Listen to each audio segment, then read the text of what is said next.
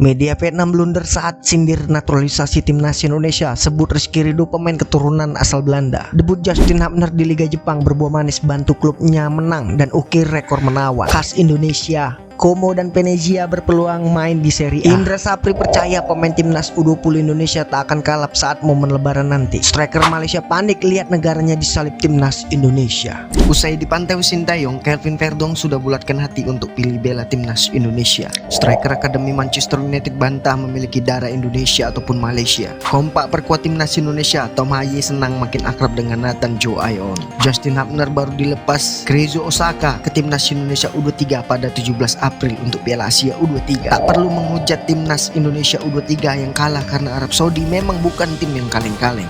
Selengkapnya hanya di Region Champion.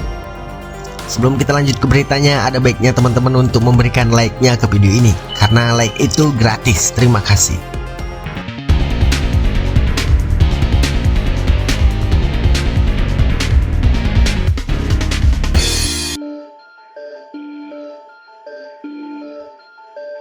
Media Vietnam memang kerap menyindir atau sekedar mengomentari perkembangan sepak bola Indonesia. Terlebih rivalitas dua negara asal ASEAN tersebut baru saja saling bentrok di Piala Asia dan kualifikasi Piala Dunia. Vietnam yang kini tak segarang dulu mulai menguliti proses naturalisasi timnas Indonesia. Ya memang akhir-akhir ini skuad Garuda mulai berkembang setelah PSSI bergerak aktif mencari pemain keturunan apik yang membela timnas Indonesia. Proses tersebut berbuah manis. Bersama Sintayong, saat ini Indonesia melesat di ranking FIFA dengan duduk di peringkat 134 FIFA. Namun dengan aktifnya proses naturalisasi membuat drama dari pemain lokal yang bermain keluar dari mulut pemain PSBS Biak, yaitu Muhammad Thohir.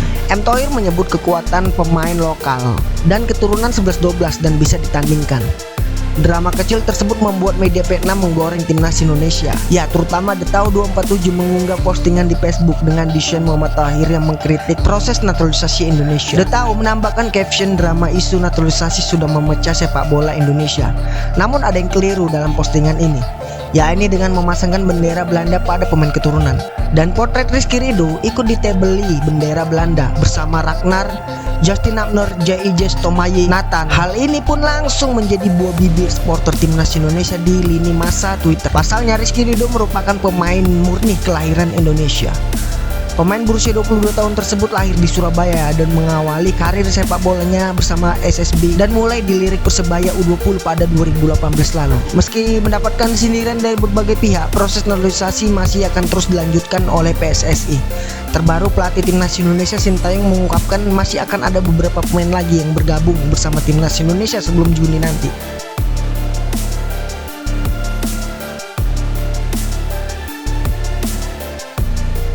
Pemain timnas Indonesia Justin Hubner akhirnya melakoni debut bersama Keiichi Osaka di Liga Jepang. Dalam debutnya bersama klubnya, Justin Hubner berhasil membawa klubnya meraih kemenangan. Di laga ini, pekan ke-7 Liga Jepang, Keiichi Osaka berhasil menang tipis 1-0 di markas Albrecht Niigata. Gol sematawayang klub Justin Hubner itu dicetak oleh Leonardo Di Souza Ferreira pada menit 69. Atas kemenangan ini, klubnya semakin memberi ancaman ke puncak klasemen sementara Liga Jepang. Kini Keiichi Osaka berada di peringkat ketiga dengan koleksi 15 poin. Mereka berjarak 1 poin dengan Machida Jelvia yang berada di puncak. Sejak dipinjamkan pada 12 Maret lalu dari Wolves, Justin pun memang tak langsung dimainkan Keiichi Osaka, sebab ia harus mengurus beberapa berkas perpindahan klub dan izin bermain di Liga Jepang. Dan akhirnya penantian tersebut berbuah manis. Pada laga ini, Justin Hubner memulai laga dari bangku cadangan. Ia dimasukkan pada menit ke-87. Pemain timnas Indonesia itu menggantikan penyerang Osaka, Lucas Fernandes. Atas debutnya bersama Keiichi Osaka ini, Justin Hubner pun berhasil mencetak rekor baru, yakni menjadi pemain timnas Indonesia pertama yang bermain di Liga Jepang.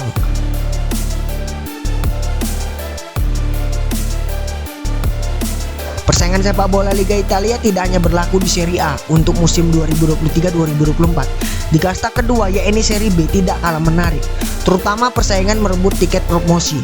Ada dua tim Serie B yang menarik perhatian, yakni Como 1907 dan Venezia. Kedua tim membuka lolos peluang promosi ke Serie A musim 2024-2025 melalui jalur playoff. Hingga memasuki pekan 31, Como yang masih berada di urutan ketiga dengan nilai 59, sementara Venezia di bawahnya terpaut 2 angka.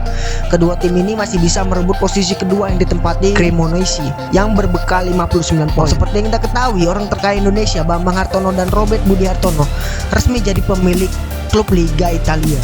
Como 1907. Perusahaan keluarga Hartono tersebut membeli Como dengan harga yang relatif murah, yaitu 5 miliar. Kepemilikan klub Italia oleh pengusaha Indonesia bukan kali pertama terjadi. Di bawah anak perusahaan Jarum, Como diharapkan bangkit dan menjadi klub yang disegani di Italia. Nama Como 1907 memang masih asing di telinga pecinta sepak bola Indonesia. Bagi pecinta sepak bola Italia, Como pernah berada di kasta tertinggi yaitu Serie A. Namun performa masih sangat jauh dari harapan. Como 1907 lantas mengalami degradasi selama 3 tahun beruntun. Satu lagi perwakilan Indonesia yang mewarnai sepak bola saat ini adalah J.I. Jazz. Bek jangkung yang bermain untuk Venezia juga bersaing dengan Como untuk promosi ke Serie A. Pemain berusia 23 tahun itu digait Venezia dari Go Ahead Eagles, Belanda pada musim panas tahun lalu. Ia bermain total 19 kali untuk Venezia di semua kompetisi musim ini. J.I.J sedang menjadi idola publik Indonesia. Ya, ia menjadi andalan timnas Indonesia setelah resmi dinaturalisasi Indonesia. J.I.J sendiri bermain 2 kali saat timnas Indonesia bertemu Vietnam di kualifikasi Piala Dunia 2026. Ia selalu bermain penuh tanpa kebobolan dan mencetak 1 gol ke gawang Vietnam dalam kemenangan 3-0 di Hanoi.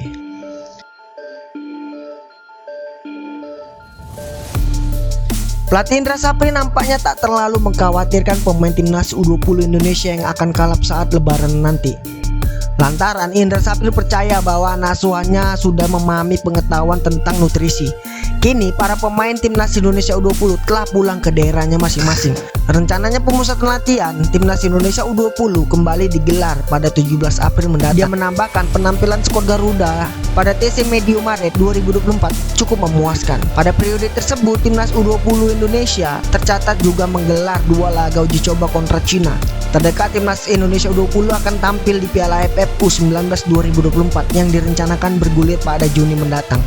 Sementara Indra Sapri ditargetkan bisa mengantar timnas U20 Indonesia lolos ke Piala Dunia U20 2025 Chili. Lebih lanjut, Indra Sapri terus mencari pemain diaspora yang sesuai dengan kebutuhan timnas Indonesia U20. Sebelumnya Indra Sapri telah memanggil sejumlah nama pemain diaspora ke timnas Indonesia pada periode Maret.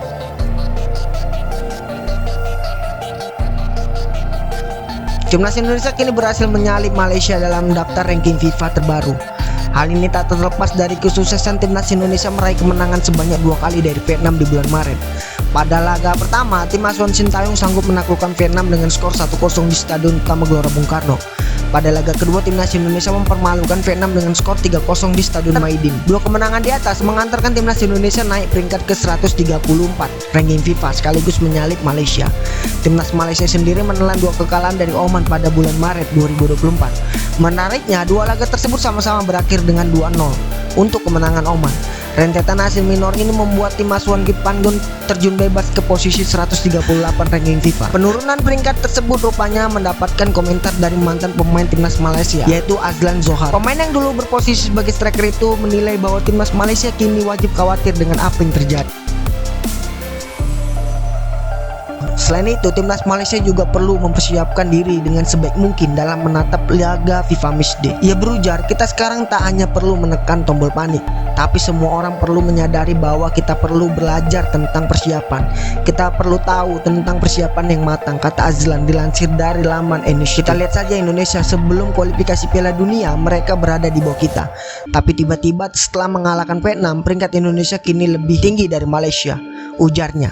Sementara itu, kekalahan dari Oman tak hanya membuat timnas Malaysia kehilangan banyak poin. Tim berjulukan Harimau Malaya juga memperkecil peluang mereka untuk melaju ke putaran ketiga kualifikasi Piala Dunia. Timnas Malaysia kini menempati peringkat ketiga di grup D dengan raihan 6 poin.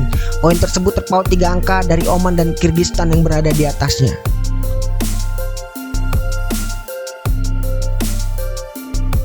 Pernyataan tersebut disampaikan oleh bek 26 tahun tersebut saat diwawancarai majalah ternama asal Belanda, Voetbal International. Voetbal International sendiri adalah majalah sepak bola tertua di Belanda yang masih eksis sejak didirikan pada tahun 1965. Voetbal International pun memulai wawancara soal cerita awal mula Sintayong saat pergi ke benua Eropa usai turnamen Piala Asia 2023. Seperti yang diketahui, pelatih asal Korea Selatan itu ke Eropa untuk memantau para pemain keturunan. Diketahui Sintayong datang langsung mengamati Kelvin Verdong saat bermain untuk klubnya Nijmegen. Saat itu Sintayong hadir dalam pertandingan antara Nijmegen versus HC Herenveen pada 10 Maret 2024 2024 lalu. Kala itu Nijmegen menang 2-0 dan Verdong masuk sebagai pemain pengganti pada menit ke-88. FC Heerenveen sendiri juga jadi klub yang dibela dua pemain timnas Indonesia, yaitu Nathan dan juga Tom Haye. Sintayong diketahui langsung berkomunikasi dengan Kelvin Verdong usai laga dan bertanya soal sisilah keluarganya. Kelvin Verdong berujar, itu dimulai kurang dari sebulan lalu, memulai kunjungan Sintayong, pelatih timnas Indonesia, tulis Football International untuk memulai wawancara dengan Kelvin Verdong. Lebih lanjut, pelatih Sintayong bertemu Kelvin Verdong lahir di Dordrecht setelah laga Nijmegen versus FC Heerenveen dan bertanya soal situasi keluarganya. Lanjut media itu. Tak lama kemudian kabar naturalisasi Kelvin Verdong pun ramai dibicarakan warganet. Pemain 26 tahun itu tak menyadari bila pembicaraan dengan Sintayong memiliki dampak besar. Bahkan, informasi yang didapatkan dari staf klub, setiap unggahan soal Kelvin Verdong bahkan mendapatkan sambutan luar biasa dari warganet tanah air. Dalam kesempatan tersebut, Kelvin pun mengungkapkan alasannya membulatkan hatinya untuk membela timnas Indonesia. Kelvin memiliki darah Indonesia langsung dari sang ayah. Kelvin pun ingin merasakan atmosfer membela timnas Indonesia. Sebelumnya Kelvin memiliki karir yang luar biasa di kelompok usia muda. Kelvin sendiri pernah memperkuat timnas Belanda di level U15 sampai U20. Sampai saat ini ia belum pernah dipanggil mendapatkan panggilan membela timnas Belanda senior. Hal ini membuat Kelvin memilih realistis untuk membela timnas Indonesia.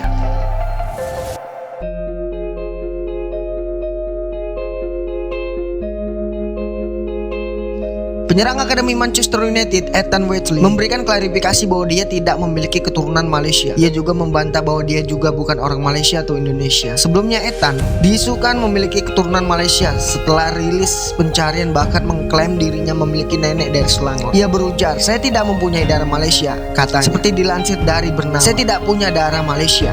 Saya bukan orang Malaysia atau Indonesia," ujar. Di Akademi Manchester United, ia bermain untuk tim U18 Manchester United di Premier League. Ia bergabung dengan Akademi Manchester United pada Juli 2022. Pemain 18 tahun kelahiran Stockport itu berposisi sebagai penyerang tengah. Di U18 Premier League, ia sudah bermain dalam 6 laga dan mencetak 5 gol. Ia juga membuat 2 assist. Secara total sejauh musim ini berjalan, ia sudah mengemas 8 gol dari 4 assist.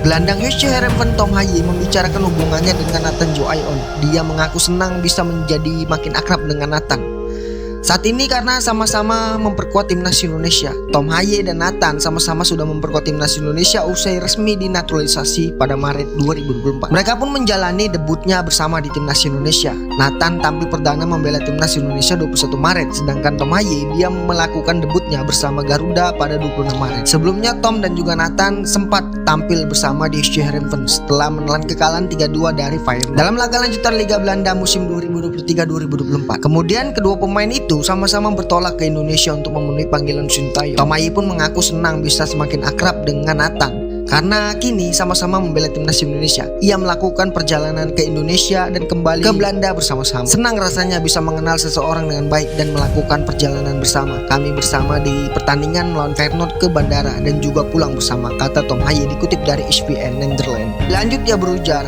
"Di dalam taksi setelah pertandingan kami sempat berkeringat. Untung mereka memiliki pendinginan ruangan yang baik di sana." Lebih lanjut, Tom Haye mengakui media sosialnya dipenuhi oleh netizen Indonesia. Ia terkejut karena ada banyak akun media sosial yang mengatasnamakan dirinya. "Akun media sosial saya benar-benar meledak dalam beberapa minggu. Hampir tidak mungkin untuk mengikutinya.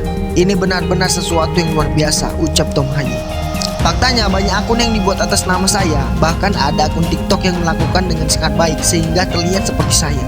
Lalu saya membuat satu akun sendiri, lanjutnya.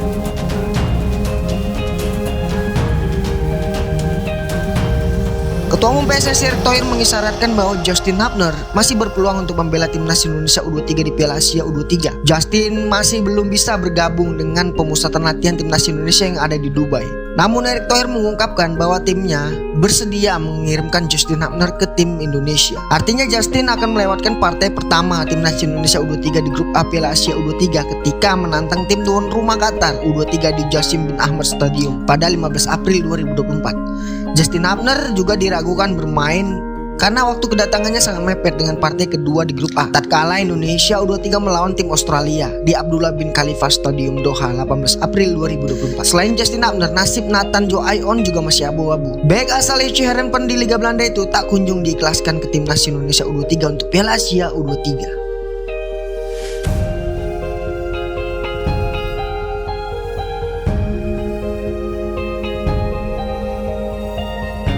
Hasil minor didapatkan oleh timnas Indonesia U23 pada laga uji coba perdana melawan Arab Saudi. Anak asuh Sintayong tersebut harus mengakui kekalahan dengan skor 1-3. Namun sayangnya kekalahan dalam laga uji coba yang dijalani pasukan muda merah putih tersebut tak bisa disikapi dengan bijak oleh sementara kalangan. Jika melihat unggahan akun Instagram resmi milik timnas Indonesia, tak sedikit komentar bernada negatif dituliskan oleh para warganet.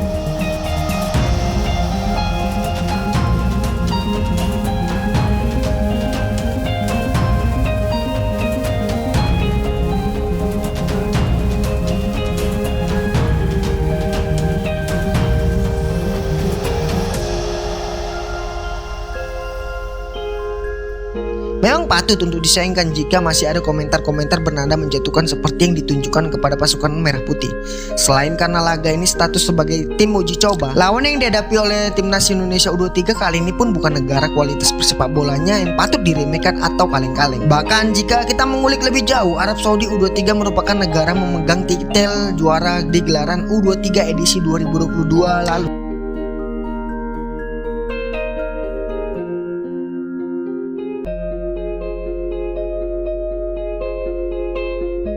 Dengan artian, negara yang dihadapi oleh timnas Indonesia di laga uji coba kali ini merupakan tim dengan status juara bertahan. Memang sebuah kekalahan adalah hal yang cukup mengecewakan, namun perlu diingat, sekali lagi Arab Saudi bukanlah kekuatan ecek-ecek di persepak bolaan benua Asia, meskipun kelompok umur sekalipun. Jika kita mengilas balik pada perjalanan mereka di Piala Asia U23 edisi 2 tahun lalu, Arab Saudi bahkan sukses menumbangkan tim-tim kuat Asia sekelas Australia, Vietnam, Uni Emirat Arab. Malahan di partai puncak gelaran, mereka menggilas raksasa sepak bola Asia Tengah, yaitu Uzbekistan yang berstatus sebagai tim tuan rumah dengan skor cukup meyakinkan 2 gol tanpa balas. Perlu dicatat, tim skuad Arab Saudi saat ini masih terdapat setidaknya 9 pemain yang mengantarkan Arab Saudi tersebut menjadi kampion Asia 2 tahun lalu. Jadi tak perlulah menghujat terlalu berlebihan karena kekalahan yang cukup wajar dalam sebuah pertandingan. Terlebih lagi lawan yang dihadapi pun bukan lawan yang sembarangan. Kualitasnya masih di atas kita.